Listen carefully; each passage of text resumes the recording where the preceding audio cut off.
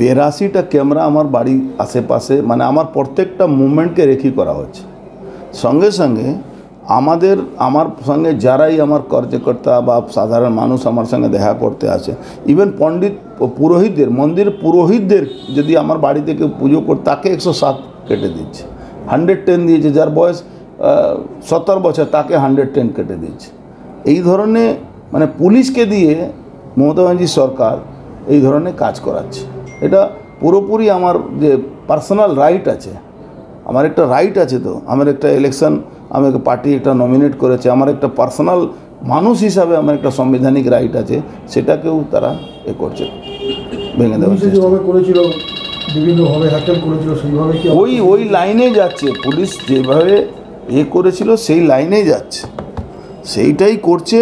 বরাবরই হ্যাকেল করার চেষ্টা করছে, প্লাস এই ক্যামেরা লাগিয়ে সবসময় একটা নজরদারি, আমার সঙ্গে কে দেখা করতে আসে, কে কথা বলতে আসে, সবার উপরে নজরদারি। এমনকি সাউন্ড ট্যাপিং হচ্ছে, সাউন্ড টেপিং ওর মধ্যে লাগিয়ে দেওয়া হয়েছে। আমার নিচে কে কথা বলছে, আশেপাশে কে কথা, সেইগুলো করা হচ্ছে। রাজনৈতিক গোপনীয়তা নষ্ট হচ্ছে। রাজনৈতিক গোপনীয়তা থেকে অনেক বড় কথা হয়, আমার যে ভারতবর্ষে একটা নাগরিক হিসাবে নাগরিকের রাইট যেটা আছে সেটাকে পুলিশ নষ্ট করার চেষ্টা করছে, লঙ্ঘন করছে। সাংসদ এটা কি পারে এরকম চারদিকে যেভাবে? সাংসদ ছেড়ে দিন, এটা আপনার একটা সাধারণ মানুষ হিসাবে সাংবিধানিক রাইটকে কেউ নিতে পারে না। আমার যে অধিকার আছে সেটাকে দেখার একমাত্র আমাদের কাছে পথ, আর কোর্ট ছাড়া কিছু নেই।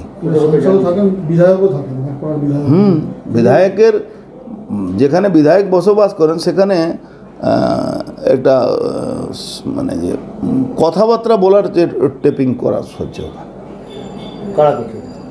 পুলিশ করাচ্ছে, আর কে করাবে? এখানে পুলিশ ছাড়া কিছু নেই, তো তৃণমূলে পুলিশ ছাড়া কিছু নেই। কাকাকে জানিয়েছেন বিষয়টা? জানাবার তো কোনো ব্যাপার না, আমি তো আদালতে গেছি। আদালতের, ভারতবর্ষে সবার একটা বিশ্বাস আদালতের উপরে। যখন মানুষ সব জায়গা থেকে কোনো সুরাহা পায় না, তখন বলে তোমার কোর্টে দেখে নেব। হাইকোর্টে গেছে, হাইকোর্টে যাচ্ছে। মঙ্গলবারে ডেট পড়েছে, হেরেই দেখা যায়।